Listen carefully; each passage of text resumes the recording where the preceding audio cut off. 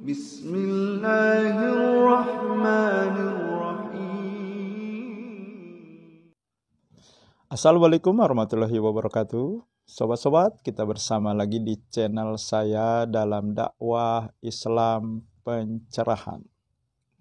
Sobat-sobat, ada salah satu komentator Laskar Aswaja yang sangat aktif, selalu berkomen setiap kali saya mengunggah konten video saya.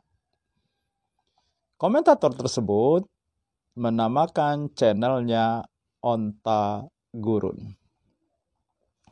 Kali ini dalam komennya dia menyertakan satu link, sobat-sobat. Saya kira tadinya link tersebut adalah respon dari konten video saya yang berjudul "Tokoh non-Wahabi ini mementahkan semua tuduhan dan fitnah kepada Wahabi." Saya kira sobat-sobat tadinya link tersebut merespon dari konten video saya ini. Tetapi setelah saya buka link tersebut, ternyata video yang berisi ceramah dari orang yang sama yang saya jadikan konten, yaitu Profesor Dr. Haji Ahmad Zahro MA. Tetapi temanya berbeda.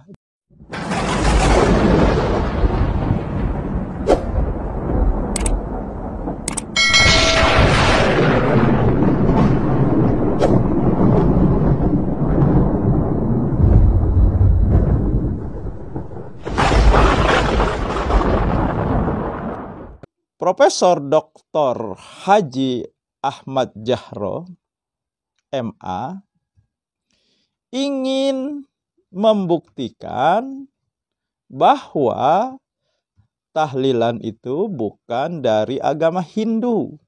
Sebenarnya tidak ada dalil yang dipakai, akan tetapi dalih. Karena beliau mengungkapkan banyak orang melakukan ini. Tahlilan ini. Apalagi di Indonesia. Takut menyakiti. Kemudian kenyamanan. Ini 3 hal dalih yang dipakai. Bukan dalil, sobat-sobat. Ini dalih. Alasan.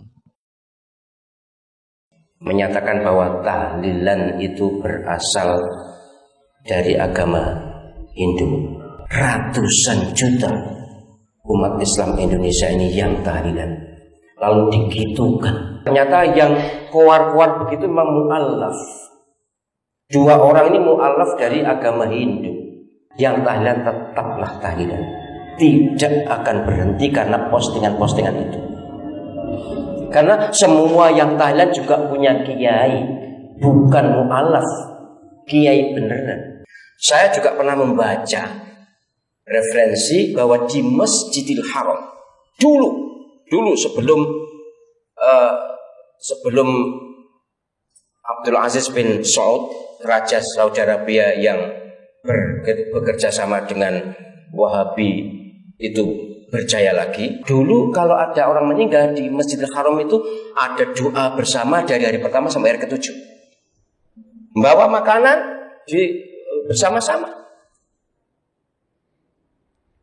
Pertanyaannya, apakah Hindu juga ke sana kemarin itu? Intinya memang Raden Said Sunan Kalijogo itu yang meng-create tahlilan.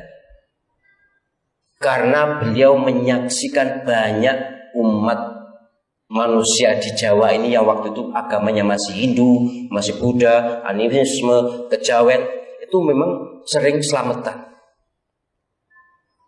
Kemudian oleh Sunan Kalijogo, ini selamatan ini kan berarti wong wis kumpul. Gak usah ngundang wong, gak usah ngumpulin wong. Orang sudah biasa kumpul, lalu dimasukilah oleh beliau dengan repen-repen, kemudian mantra-mantra kejawen diganti dengan Fatihah, Al-Ikhlas, Al-Falaq, An-Nas dan seterusnya sebagaimana yang kita ketahui itu. Itu tahlilannya. Kemudian 3 hari, 7 hari, 40 hari, 100 hari, memang agama Hindu ada seperti itu. Jadi andai kata disebut berasal dari Hindu, jangan tahlilannya, tapi hari-harinya. Kalau tahlilan jelas Fatihah nggak mungkin dari agama Hindu kan. Jika penjenengan ragu, gak seneng podo karo Hindu misalnya, ya sudah, nek pas telung dino gak usah telung dino tapi 4 dinoan. Yang 7 hari gak usah 7 hari tapi 8 dinoan. Terserah, tetap disebut 3 harian 7 harian gak apa-apa, tapi harinya itu di plesetnya titik. 40 hari juga, oh 40 tapi sebenarnya 43 hari misalnya gitu, atau 39 hari. 100 juga gitu, oh pas 1 sik. Jadi gak 1 pas tapi 1 siji atau 99 Asmaul Husna.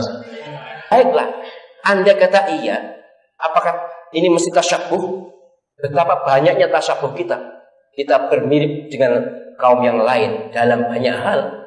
Nanti orang pakai beskap, pakai belangkon, wah berarti bid'ah. Kemudian nanti pakai dasi bid'ah, pakai sepatu bid'ah, pakai celana bid'ah, sarung bid'ah. Soal itu sarung itu aslinya bukan pakaian Islam. Lah gimana? Coba ya bid'ah. Abu Jahal biar pakai bid'ah, pakai jubah. Abu Jahal pakaiannya pakai jubah orang Arab. Apa bid'ah juga? Saya beginilah.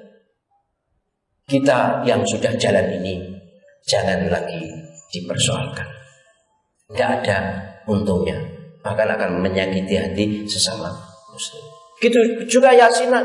Yasinan dalilnya untuk baca Quran banyak, untuk berzikir bersama banyak dalilnya. Tapi bahwa kemudian yang dibaca Yasin kumpul, itu memang tidak ada zaman Nabi, tidak ada. Tapi kalau bicara tidak ada zaman Nabi Quran itu juga tidak ada. Quran yang kita baca sekarang ini tidak ada. Zaman Nabi semua dihafalkan. Lalu kalau ayo Quran dibakar kabeh, hafalan kabeh.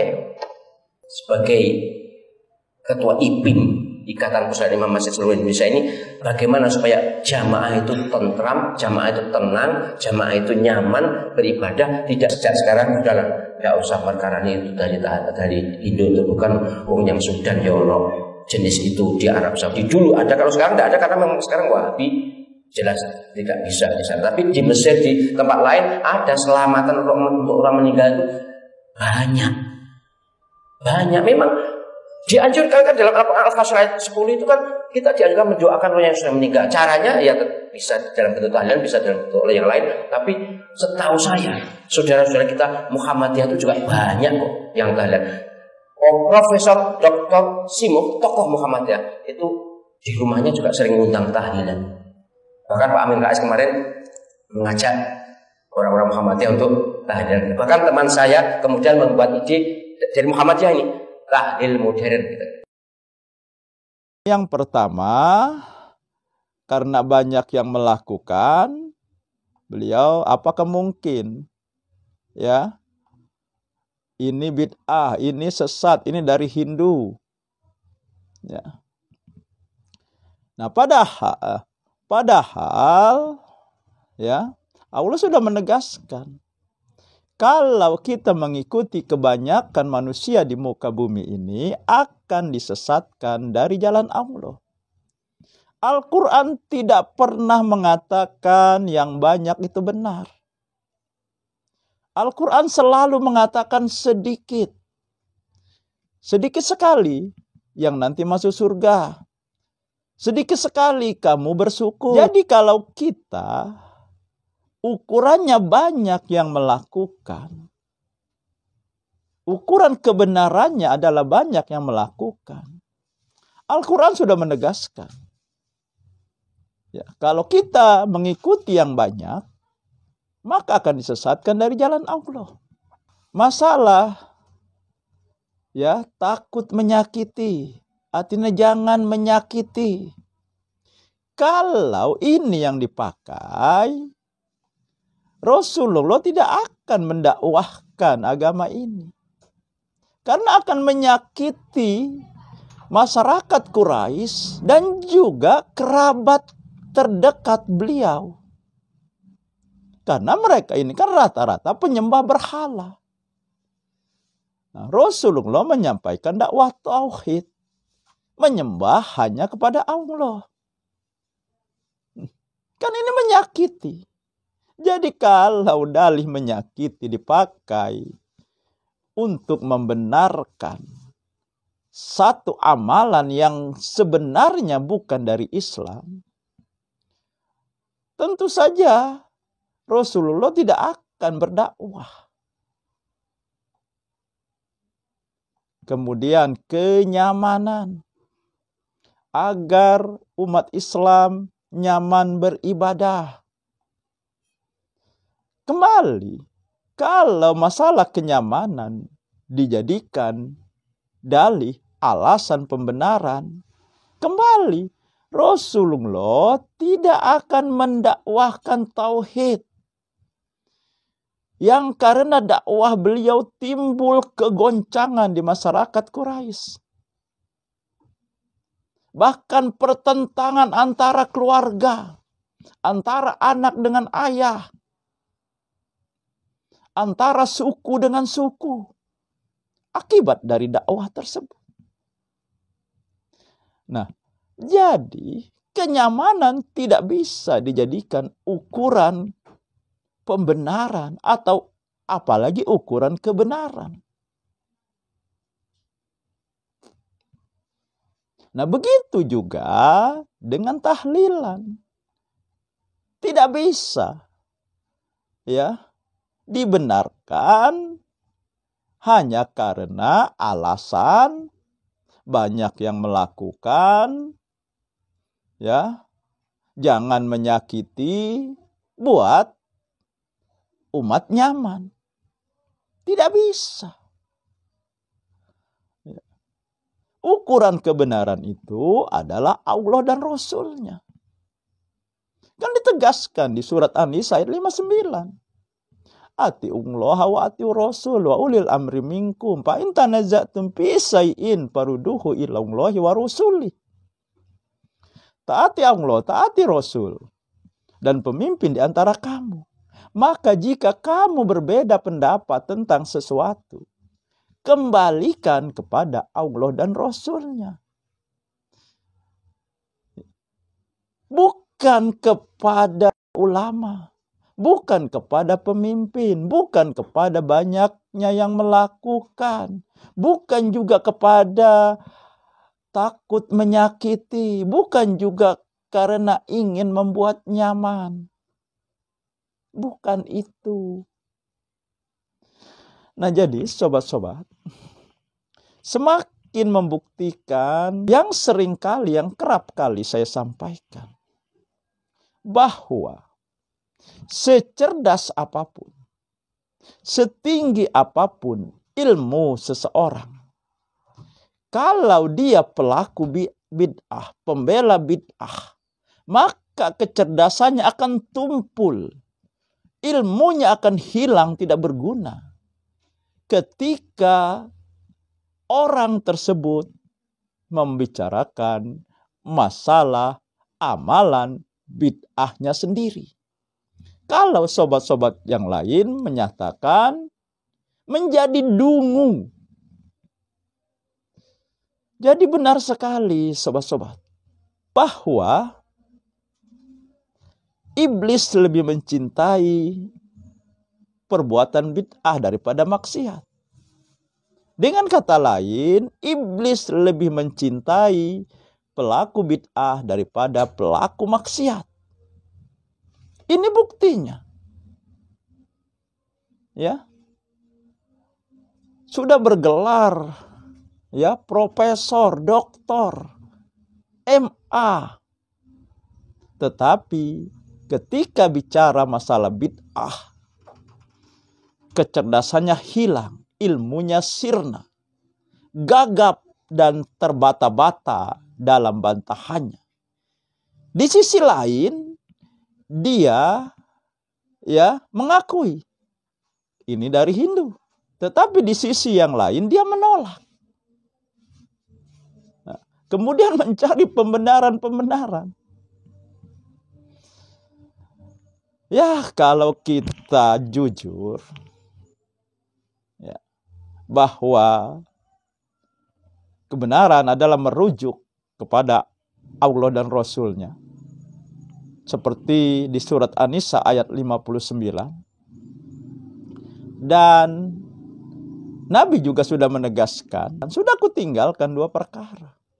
Dan kamu tidak akan sesat jika mengikuti 2 perkara tersebut.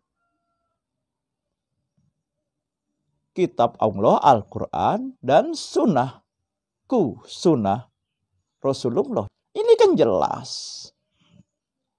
Ya. Nah, jadi segala sesuatu dikembalikan kepada Allah dan Rasul-Nya. Kembalikan kepada Al-Quran dan sunnah Nabi.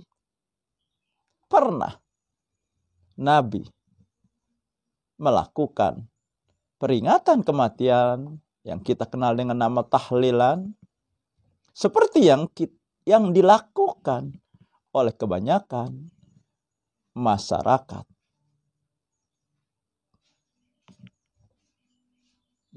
Jawabannya pasti tidak pernah. Kalau Nabi tidak pernah melakukan, kenapa kita melakukan? Ini kan simpel, sederhana. Ya. Tidak perlu tidak perlu memutar ke sana kemari bolak-balik. Ya, mengotak-ngatik. Pada akhirnya hanya cocok logi dan akal-akalan. Kan tidak perlu. Ya memang sobat-sobat, saya sangat setuju dengan penyampaian ya Profesor Dr. Haji Ahmad Jahro MA mengenai Wahabi. Karena di sini dia jujur, dia objektif. Namun ketika beliau berbicara masalah bid'ah, di sini dia tidak jujur dan tidak objektif. Dan wajar ya, kita bisa setuju di satu hal dan tidak setuju di hal lainnya. Saya setuju penyampaian beliau mengenai Wahabi. Ya, mengenai tuduhan-tuduhan yang dimentahkan oleh beliau. Saya sangat setuju. Tetapi saya tidak setuju dengan penyampaian dia ya untuk membuktikan bahwa tahlilan bukan dari Hindu. Karena di sini dia tidak jujur dan tidak objektif. Inilah sikap ya dakwah kembali kepada Al-Quran dan sunnah Nabi. Kebenaran itu bukan pada seseorang, bukan pada banyaknya, tetapi kebenaran itu ada pada Allah dan Rasul-Nya, ada pada Al-Quran dan sunnah Nabi. Siapapun dia ya diikuti, layak diikuti atau tidak, ukurannya apakah sesuai atau tidak dengan Allah dan Rasul-Nya. Apakah sesuai atau tidak dengan Al-Quran dan sunnah Nabi. Nah, itulah yang dinamakan tidak taklid buta. Tetapi tidak juga menafikan seluruh pemahaman dan pendapat siapapun. Pemahaman dan pendapat siapapun bisa didengarkan. Akan tetapi diterima atau tidaknya pendapat yang disampaikan harus diukur dulu dengan Allah dan Rasul-Nya. Dengan kebenaran Allah dan Rasul-Nya. Dengan kebenaran Al-Quran dan sunnah Nabi. Kalau taklid buta, ya benar salah diikuti. Inilah yang terjadi kepada ahlul TBC, ahlul bid'ah. Ukuran kebenaran mereka adalah sejauh mana pemahaman, pendapat sesuai atau tidak dengan amalan bid'ah mereka. Demikian sobat-sobat, semoga ini menginspirasi dan mencerahkan. Nasrum minallahi wa fatun qarib. Wassalamualaikum warahmatullahi wabarakatuh.